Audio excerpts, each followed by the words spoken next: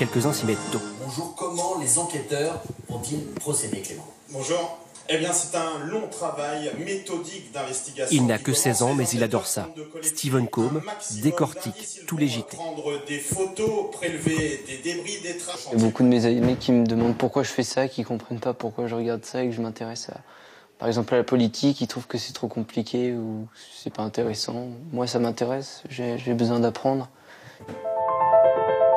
Une passion qui le guide au quotidien, nourri d'un rêve, être un jour présentateur.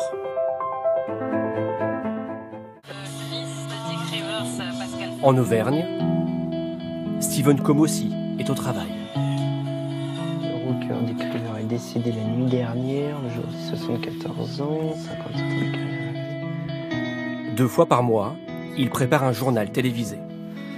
C'est pas suffisant, ça. À 16 ans, ce lycéen a déjà les réflexes d'un journaliste. Son portrait dans ce journal. Quand je vais en cours, j'écoute tout le temps la radio le matin. Quand je suis dans le bus, je mets mes écouteurs et puis je suis dans la radio. À côté de son bureau. On est où, Steven? Alors on est dans ma chambre. La partie plateau et là, la partie chambre. Il s'est créé un vrai studio télé, quelques planches de bois aménagées, avec son téléphone pour prompteur et un décor imaginé, fabriqué des jours entiers. J'avais des photos dans des bouquins de villes, donc je les ai découpées. Il y a peut-être des dizaines de photos et moi je m'étais inspiré d'une image de Paris, il fallait de la verdure et tout, j'ai fait un collage. Et après j'ai utilisé de la peinture, j'ai essayé de faire des nuances de couleurs. Tout ce travail avec l'espoir un jour de passer réellement de l'autre côté de l'écran. Il en est un qu'il espère secrètement un jour. Depuis 3 ans, Stephen Combe réalise ses propres JT, diffusés sur Internet. Dans sa chambre d'adolescent, tout est prêt pour l'enregistrement. Ça y est, t'es prêt? Attends, je vais le mettre en pause. Parce que là, le premier plan caméra, tu te souviens, c'est lui, parce que là, je vais être en position assise. Vous avez des techniques de pro? Je sais pas, mais j'essaye de faire bien et il faut être astucieux. Parce qu'après, on n'a pas le temps. Voilà. Bon, je vais vous laisser, je vais te présenter. Je me prépare. Pour lui et son ami d'enfance Valentin, le stress monte. Une demi-journée à préparer minutieusement les textes. Les 2 élèves de seconde sont fin prêts à affronter l'objectif. Dans la campagne de Montluçon,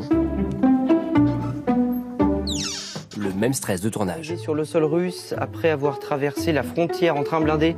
Toutes les 2 semaines, cette chambre d'adolescent se transforme en studio télé. Bonsoir à tous et bienvenue. Les travaux de rénovation se poursuivent à la cathédrale Notre-Dame de Paris. D'ailleurs, au Sri Lanka, le nombre de morts est vu, lui, à la hausse. Les fêtes de Pâques est l'une des plus importantes après celle du 11 septembre 2001.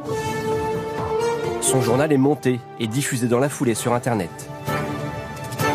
L'allocution du président de la République aura donc lieu demain. À 16 ans, il pose son regard sur l'actualité du monde. Après le grand débat, on évite de trop penser aux gens qui nous regardent parce qu'évidemment, il y a environ 150-200 personnes qui regardent les JT et ça ferait peur, on partirait. Hein. Plus de 70 journaux en 3 ans et toujours la même envie. Ils ont été pris de passion pour la télévision, comme beaucoup de Français, au début des années 50. Certains rêvent de les imiter. Valentin, Stephen, faudrait pas mettre les mêmes images qu'après. Et leur JT fabriqué à la maison. Madame, monsieur, bonsoir.